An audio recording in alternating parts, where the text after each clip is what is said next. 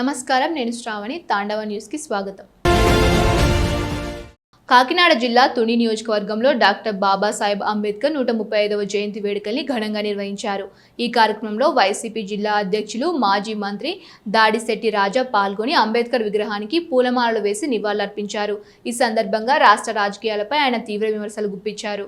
భారత రాజ్యాంగాన్ని రచించిన సమాజ స్థాపనకు కృషి చేసిన అంబేద్కర్ ఆశయాలను విస్మరిస్తున్నారని దాడిశెట్టి రాజా ఆరోపించారు.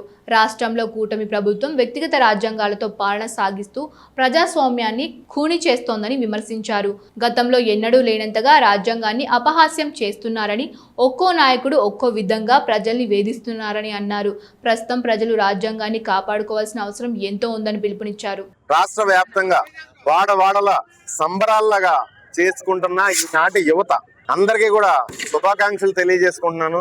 అంబేద్కర్ గారు రచించిన రాజ్యాంగం పునాదుల మీద ఈ రాష్ట్రం గాని, ఈ దేశం గాని బలమైన పునాదుల మీద నిలబడి ఉంది. దురదృష్టవశాత్తు కొంతమంది నాయకులు ఎవరి రాజ్యాంగం అధికారం వచ్చిన తర్వాత ఎవరి రాజ్యాంగాన్ని వాళ్ళు సంకలో పెట్టుకుని తిరగడం మొదలు పెట్టారు. దానివల్ల వ్యవస్థ, ప్రజాస్వామ్య భారతదేశంలో అన్ని రాష్ట్రాల్లో కూడా ఎవరి రాజ్యాంగాన్ని వాళ్ళు సంకలో పెట్టుకుని తిరిగితే వ్యవస్థ కుప్ప కూలిపోయే ప్రమాదం ఉంది.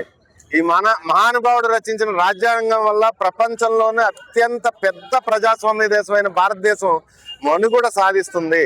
ప్రజల అధికారం ఇచ్చారు కదా అని చెప్పేసి ఆ రాజ్యాంగాన్ని అపహాస్యం చేసేలాగా ఇప్పుడున్న నాయకులు బిహేవ్ చేయొద్దని చెప్పేసి కోరుకుంటూ సెలవు తీసుకున్నాం. Thank you. Tandava news. For more updates, like, share and subscribe.